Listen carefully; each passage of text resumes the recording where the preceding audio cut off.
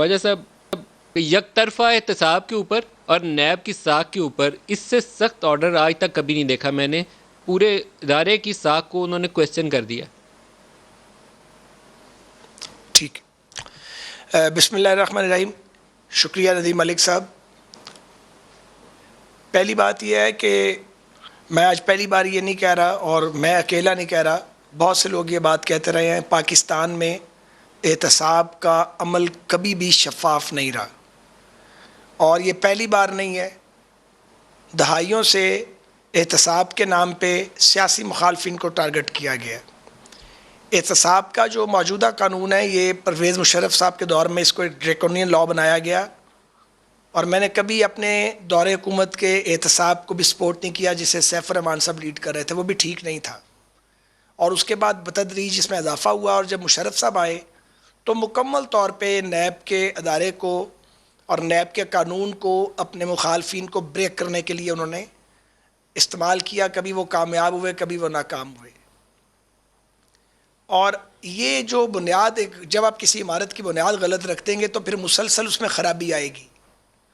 सो मैं ये समझता हूँ कि लम्हा फ़िक्रिया सिर्फ चेयरमैन नैब के लिए नहीं है। मेरे लिए आसान है ये कह देना, मैं 16 माह की, मैं और मेरा भाई जेल काट के आ रहे हैं, हमारा कारोबार तबाह किया गया है। अब आज तो ऑनरेबल सुप्रीम कोर्ट ने कह दिया कि फ्रिवलेस है और सारा ये भाई बदतरीन मिसाल है इंसानी हकूक़ की वायलेशन की। लेकिन जनाब, गुजारिश ये है कि जब ये खेल शुरू किया गया था तो ये खेल खेलने वाले बहुत सारे लोग थे और हमें मलाइन करने के लिए मीडिया का बेदर्दी से इस्तेमाल किया गया।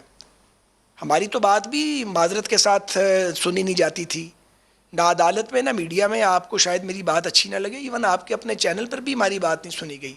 और मेरी बदकिस्मती कह लें कि इमरान खान साहब से मेरा मुकाबला पड़ गया क्योंकि वो मेरे हल्के में आ गए, तो मुझे हराना भी था और मुझे डाकू और चोर बना के भी पेश करना था। अब मेरी किस्मत है कि लड़ते झगड़ते अल्लाह ने करम किया, हम निकल आए, फिर असेंबली में पहुंच गए। तो सूरत यह है मलिक साहब कि ये जो सुप्रीम कोर्ट ऑफ पाकिस्तान का एक डिटेल्ड जजमेंट आया है, इसके 3 हिस्से हैं।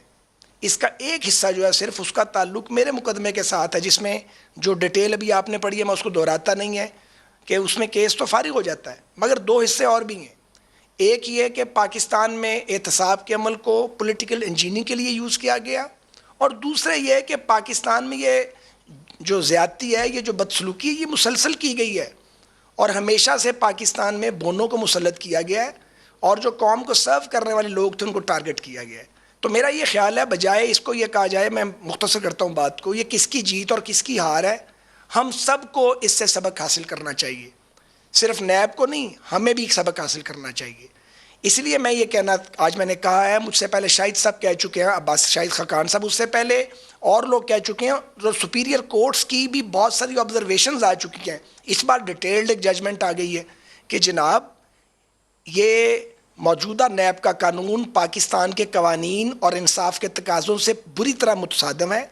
एक नया कानून बनाया जाए और एंटी करप्शन का एक आप नया अदारा बनाएं जो आज़ाद और ख़ुद मुख्तार हो और जिसकी स्ट्रिंग्स पुल करने वाला कोई ना हो, और कोई हुकूमत और कोई रियासत की रियासती ताकत उसको फिर इस्तेमाल ना कर सके, ताकि पता लगे किसने चोरी की है और किसके साथ ज्यादती की जा रही है, फिर ज्यादती नहीं होगी।